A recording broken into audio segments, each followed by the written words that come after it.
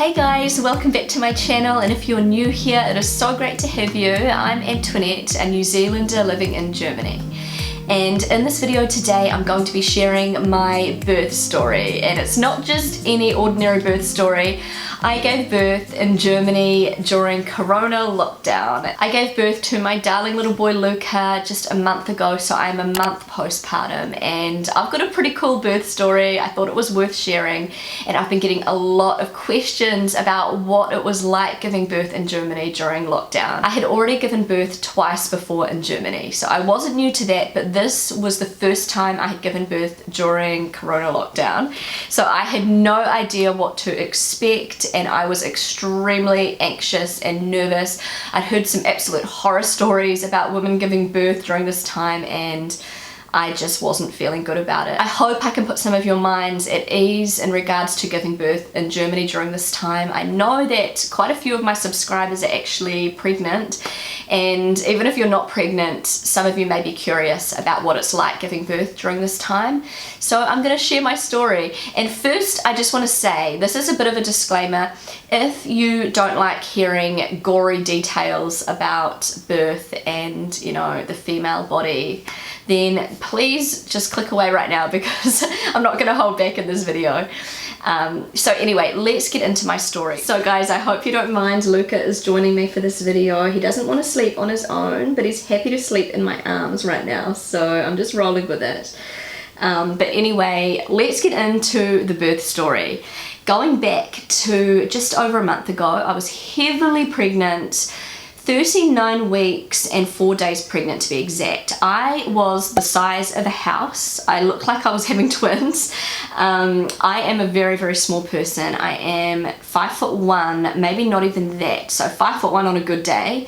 So that's like 155 centimeters. And my husband is very, very tall. And so I don't have small babies. I was huge, and I did not think that I could last one day longer. I felt like I was running out of room. I was exhausted. Sorry, that is my 4-year-old playing in the background. He's got a friend over to play, and they are very, very noisy. My husband's watching them. I was so low on energy, I just did not want to be pregnant any longer. And so I was having all sorts of labor symptoms for weeks leading up to this day. I was having really, really strong Braxton Hicks that I thought were the start of labor that didn't amount to anything. And so I was getting my hopes up every single day. So I remember the night of the 18th of January 2021, I went to bed around 11, and my husband went to bed early because he had work early in the morning. And I went to bed and I was not feeling great. I had a really bad backache, and I was getting a lot of Braxton Hicks contractions, but I knew they weren't the real contractions because they didn't amount to anything. And so yeah, I went to bed, I fell asleep pretty quickly, and then I woke up suddenly in the middle of the night, and I was just like lying still in bed, and I heard this sound. I'm sorry if this is going to be too much information, but this is what happened. I heard, I don't know whether I heard it or I just felt it, but it was like a pop, like a balloon had popped. I was like, oh my god. It was the weirdest sensation. I felt it deep down in my pelvic area, and I thought to myself, oh my goodness, did my waters just break? I had never experienced that before with my other 2 children. My waters had never broken on their own before, so I just didn't know what to expect with that. And I was like, oh my goodness, and I just lay there, and I felt a little trickle of some kind of liquid that came out, and I thought, did I just pee my pants, or did my waters just break? And so I got up and I went to the toilet, and nothing really came out, nothing else came out.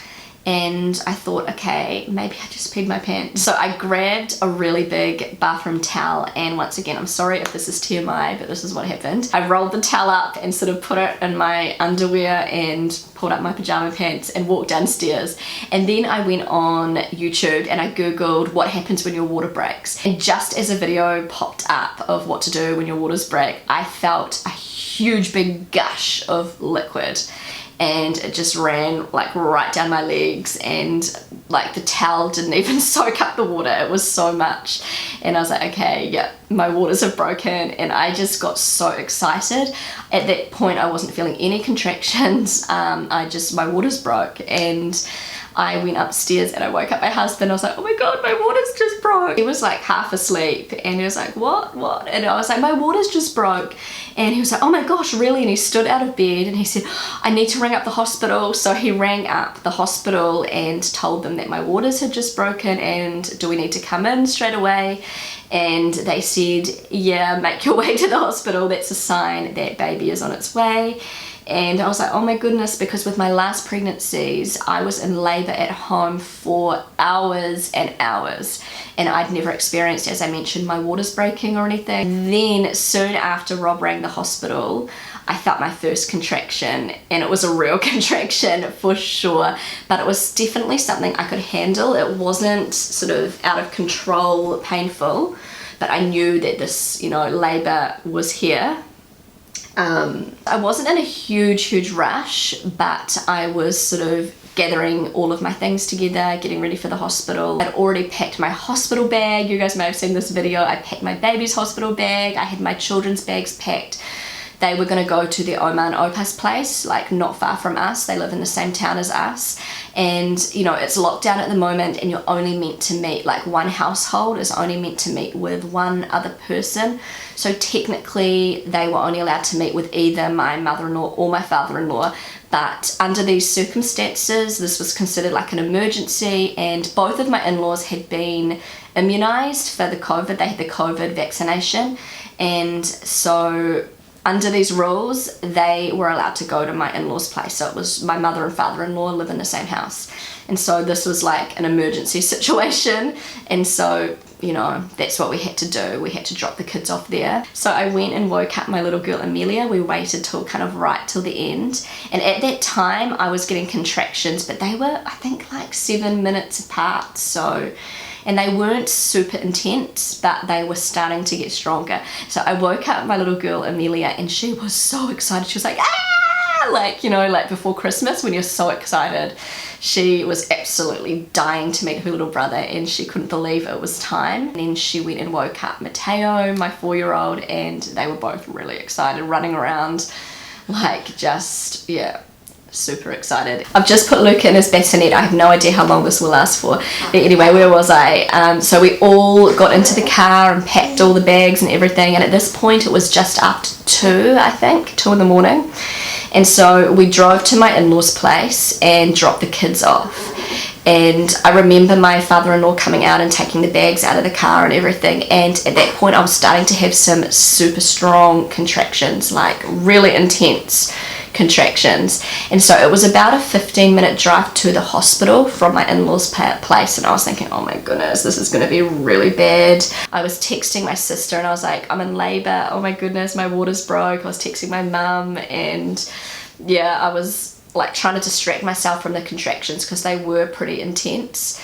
We were just about at the hospital and I got the most intense contraction, and it felt like the baby wanted to come out. Like I felt the urge to push, and Rob was like, hold on, we're almost there. And honestly, I'd never felt that before, like such an urge to push. So we got to the door of the maternity ward, and at this point I was in so much pain. I had no idea whether Rob was allowed in because of COVID.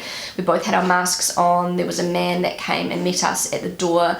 They were expecting us because we'd already rung, and he said that we could come through, and we were greeted by a midwife, and she was so lovely and so warm, and I was just in so much pain. I was like, oh my goodness.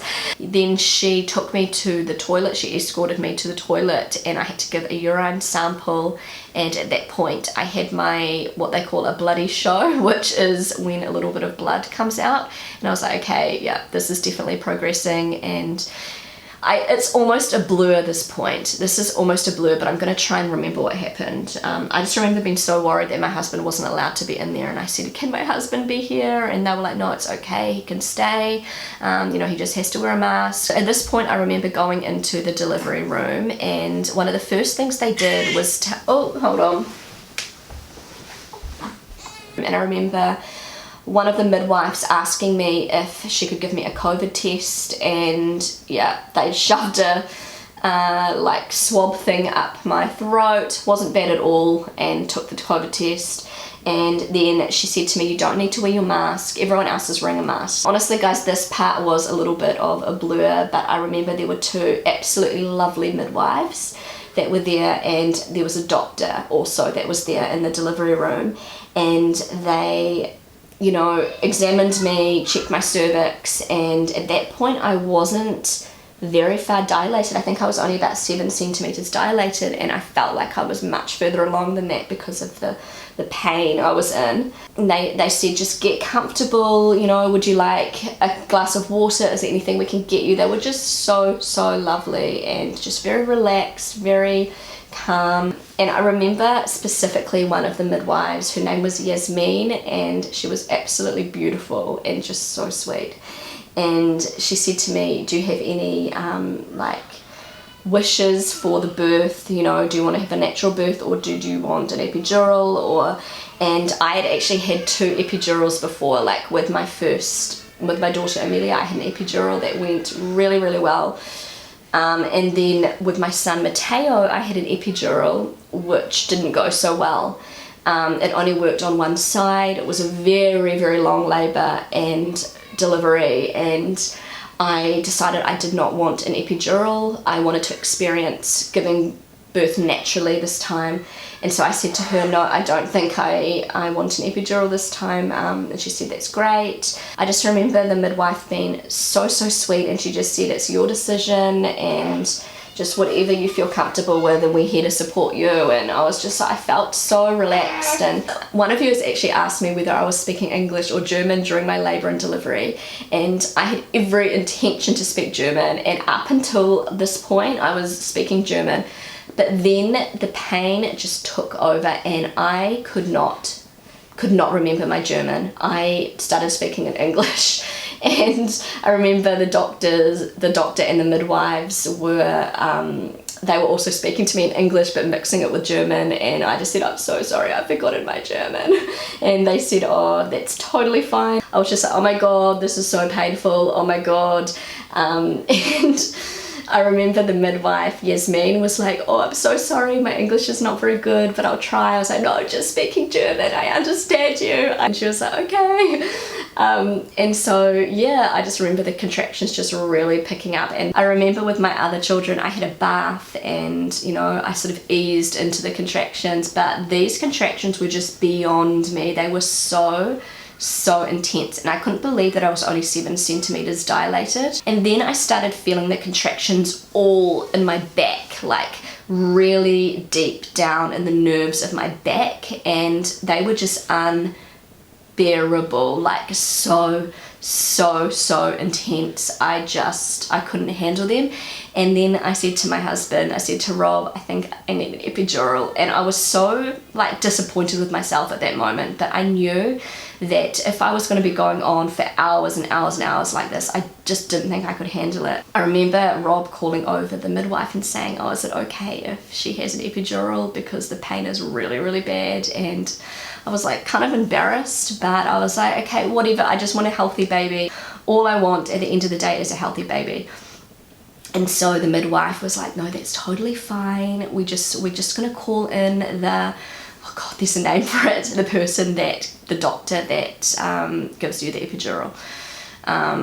What's the name for them? And so I remember it didn't take long, and the doctor came. He was very sweet, and he explained to me, you know, what, you know, the risks were of an epidural and everything. I'd been through this before twice, so I knew. To cut a long story short, I had to get into a robe, and I had to lean over and get the, you know, injection in my spine and everything. And so, you know, everything was prepared. I remember there was even like a needle inserted into my spine, and then suddenly I remember getting the worst contraction of my life when the needle was in my back. And I remember, like, I screamed, like I absolutely freaking screamed. And then I remember the doctor pulling out, did he pull out the needle? I don't know, this is an absolute blur. I remember there was a doctor and 2 midwives and the man giving me the epidural, and they kind of like looked at each other, and I remember saying to them, is it too late? And they nodded and said, I'm sorry, the baby's coming like right now. And I couldn't believe it. I was like, oh my goodness, I can't have the epidural, this is terrible. And I remember looking at Rob in complete horror, and I was like, I can't do this. The midwife was like, you can do it, it's gonna be fine. And my contractions were getting closer and closer together, and they were unbearable. So I had progressed so incredibly quickly from 7 centimeters dilated to the baby's coming right now. That's why I was in so much pain, and it was so unbearable, because I progressed so quickly, and my body went into shock and I was shaking. So I remember, like, this is also a bit of a blur, but I remember I literally was pushing, I think I pushed 4 times, and the baby's head came out, and I was screaming like a mad woman. I was in so much pain, so much freaking pain, and I just couldn't believe what was happening. I felt like I was dying. And so literally 4 pushes, the baby's head was out, another push, the baby's body was out. It was just crazy, and then the pain was gone, and I was just, oh, that feeling when the baby comes out, it's just like whoosh, and the baby's out, and he was on my chest, and oh my goodness, he was the most beautiful thing I'd ever seen in my life. And I was crying, Rob was crying, it was so beautiful. And I remember the midwife saying to me, you've done it, that was amazing. And I remember feeling quite embarrassed, because I was screaming like a mad woman. Yeah, that was not pretty, it was not pretty, and it was, yeah, a little bit embarrassing, but like, my baby was there, he was healthy, and I could see by everyone's faces that everything it went well, and they were all like, wow, that was quick, that was quick.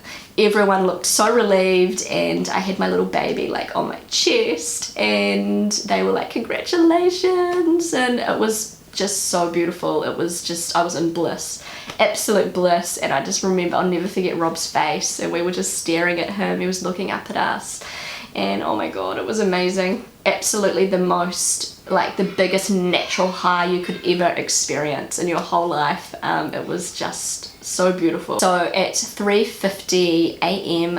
on the 19th of January, Luca was born. And so basically from the time I had my first contraction, it was about 2 hours later that Luca was actually born. So everything progressed so incredibly quickly. It was excruciatingly painful. My body went into shock. It was very intense, but it happened so quickly. And yeah, he was there. And so I remember he was on my chest and everything. We were just enjoying, like, we were just looking at him and just taking it all in. And then they had to deliver the placenta, and I remember them saying to me, do you want to do anything with the placenta? Do you want to, like, keep it, look at it? I was like, no, just take it away. And so just everybody, my whole birthing team, there was a doctor there, there were 2 midwives. No, actually there were 3 midwives. There was 2 midwives and a midwife student. And they were just so relaxed, so sweet, so lovely, and so encouraging. And I just felt like I was in really, really good hands. It was just a beautiful experience, even though with all the pain and everything, it was just a beautiful experience, and so raw and so natural. And I hadn't experienced that with my other 2 births. And I remember instantly just feeling so happy that I had experienced a natural birth. It was a much different experience. I felt everything. I felt the baby come out, slide out, and it was just unbelievable. And so they were really, I remember the midwives really encouraging skin on skin contact. I remember they told me that I had to, like, take off my hospital gown and put the baby on my chest, and stay there for like an hour with my baby and just really bond. And so we were in that delivery room, and they like left us for about an hour before they actually came in and properly checked the baby. They knew that he was okay. And so Rob and I were just there, just like, looking at him, and I was cuddling him, and it was just beautiful. And he even like latched on to my breast and started like sucking a little bit. And yeah, it was just such a natural, beautiful high. And I hadn't had any medication or anything, so I was completely in my zone. I was completely there and present, and it was just amazing. And I remember, like with my other births, of course they were beautiful, but I was a little bit out of it because I had, you know, pain medication and epidural, and I was feeling a bit weird. But with this birth, I was just totally in the moment with my husband, with our baby, and oh, it was so beautiful. And I just keep going back, like reminiscing about those, you know, that hour after my birth and the whole birthing experience, and it just makes me smile. And oh, it was an incredible experience. And so anyway, at that point, you know, I was so happy that Rob could be there with me for the birth. It was so special. And I've heard a lot of women having to give birth without their husbands, and so I was so lucky that Rob could be there throughout the whole thing. And at this point we were told that Rob actually had to leave. He was only allowed to stay for the labour and delivery. He was not allowed to come with us to the maternity ward because of COVID rules and that kind of thing. And I was really like sad about that, but I could understand. So I was actually really lucky. I was allowed to have my own room. So we actually had to pay, I think it was around 90 euros. We'll be getting the bill very soon, for me having my own room, which for me was completely worth it, because when I gave birth to Matteo and to Emilia, I shared a room with, I think it was two other mothers, and I remember the nights were terrible. The babies were crying and the rooms were really small and it was really stuffy, and I just didn't have a very good experience postpartum, like the few nights that I stayed in hospital after sharing a room. So I thought, no, I'm gonna have a room to myself, doesn't matter if we have to pay a little bit. So anyway, I had to say goodbye to Rob. It was so sad, and I was wheeled on a bed into my hospital room. And so I stayed 2 nights in hospital. You have to stay for a minimum of 48 hours, I think. And so I stayed, you know, for 2 nights. I could have stayed another night if I wanted to. I was not allowed any visitors because of the COVID rule. My kids were dying to meet Luca, but they couldn't. There were no visitors allowed. My in-laws couldn't come and visit. Rob couldn't come and visit. It was just myself and Luca in the hospital room. And that was a little bit sad. We just had to talk on FaceTime, and you know, everybody met Luca on FaceTime. But I have to say, those 2 days that I was in hospital with Luca were so peaceful, and I had such a wonderful experience. Even though I didn't get to see my family, I knew that I would be seeing them soon, and I just used that time to just rejuvenate, just relax. And you know, it's a big thing giving birth. Your body has just gone through so much. I actually ripped a little bit, so I had to have stitches because the baby came so quickly. And so I just used those 2 days to just rejuvenate, and the staff at the hospital were just incredible. They were so lovely. They came to check on me all the time. I didn't feel alone. They said to me, if you need anything, just ring that buzzer, we will be straight there. And I was just so impressed with all of the staff, and to be honest, it felt like I was having a little bit of a holiday. You know, I didn't have to run around after my 2 children, my 2 other children. So Luca, actually, he has a little tongue tie, which is like a little flap of skin under his tongue, which is quite common. My husband actually had the same problem as a baby, and it makes breastfeeding a little bit difficult. And so I had a lactation consultant come in and help me with the breastfeeding. It was quite painful at the beginning because of the way Luca was latching on. He had a very sort of shallow latch, and that was a little bit painful, the breastfeeding, but we got through it. And when I look back at that postpartum time, those 2 days after giving birth, when it was just myself and Luca just bonding, getting to know each other, it's just a beautiful memory for me. I was on a natural high. That's the only way I could describe it. As soon as I got into my hospital room, I remembered my German, and I was speaking German again with everybody, which was, thank goodness. I came home after 2 days, and it was just go, go, go with my 2 children, wanting to cuddle with Luca, and it was amazing to see them. And of course it was amazing to see my husband, but you know, I'm pleased that I had those 2 days just to recover and just relax. I had a great experience giving birth in Germany during Corona lockdown. It went really well, apart from my husband and my family not being able to visit after, which, you know, it wasn't such a bad thing in the long run. It was a great experience. My husband was allowed there. I didn't have to wear a mask when I was giving birth, which was wonderful. Everyone else wore masks. My corona test came back negative, by the way, and everyone was just wonderful, made me feel so relaxed. I can't thank the hospital staff enough for how well they looked after me, how well they looked after Luca, and it was just a great experience. And honestly, I've recovered so well from everything, and I definitely recommend a natural birth if you can. You know, epidurals they can be great, but my recovery was a lot quicker.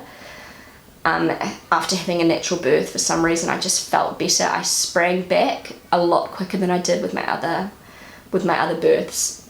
I don't know whether it was anything to do with having that natural birth and not having the medication, the pain medication and everything, but I just felt like I sprang back really quickly. When I got home, I had a couple of days of feeling the baby blues. I was very emotional, very exhausted, and I was feeling a little bit sad, but that passed really quickly.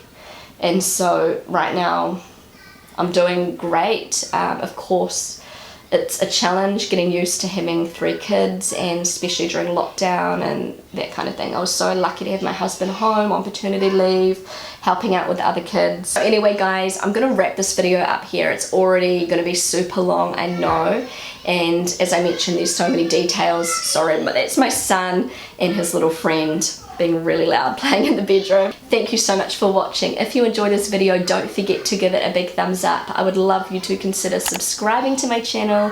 Feel free to connect with me on Instagram, and I will see you again really soon. Bye.